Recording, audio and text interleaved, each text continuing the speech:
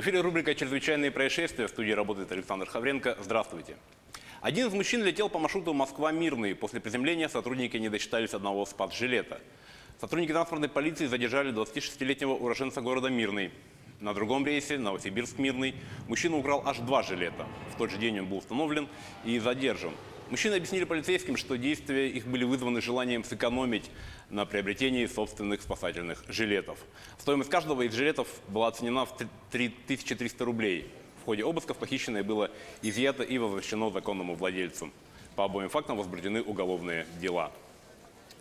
Задержать пьяного угонщика стражам порядка помог четвероногий друг. Служебная овчарка Джуна привела полицейских к квартире, где скрывался преступник. В дежурную часть полиции обратился водитель такси с заявлением об угоне. По словам потерпевшего, он вышел из машины, чтобы утихомирить буйного пассажира. В это время пассажир перепрыгнул на водительское сиденье, заблокировал двери и ударил по газам. На место преступления выехала следственно-оперативная группа, в составе которой был Евгений Бурцев, инспектор-кинолог Центра кинологической службы, с собакой Джуной. Угнанная машина была обнаружена неподалеку, а рядом с ней полицейские нашли ключи и сотовый телефон потерпевшего. Джуна сразу взяла след и направилась на поиски. Вскоре собака привела полицейских к многоквартирному дому и обозначила 4-й этаж, в одной из квартир которой стражи порядка и обнаружили злоумышленника. Им оказался безработный 29-летний житель Якутска.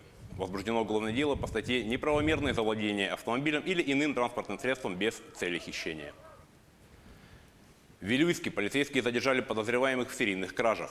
Житель Вилюйска обратился в полицию с сообщением о краже с его двора болгарки и автомобильного аккумулятора.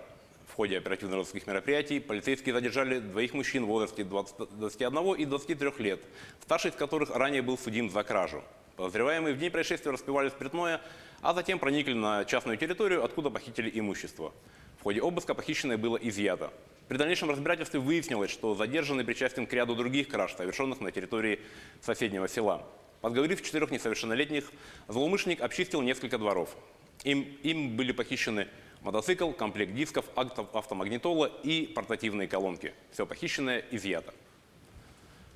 Прокуратура республики направила в суд уголовное дело о тайном хищении чужого имущества с незаконным проникновением в помещение, а также об убийстве с целью скрыть другое преступление.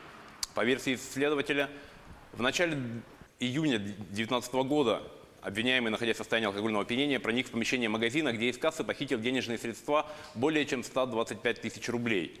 После совершения кражи злоумышленник вспомнил, что в магазине ведется видеонаблюдение, и решил отключить камеры. Вооружившись ножом, он начал перерезать провода. На шум проснулся охранник магазина. Увидев свидетеля преступления, обвиняемый нанес ему не менее 20 ударов ножом. От полученных ранений потерпевший скончался на месте происшествия. Уголовное дело направлено прокурором в суд. На этом наш выпуск подошел к концу. О развитии событий в следующих выпусках новостей. Всего вам доброго и будьте осторожны.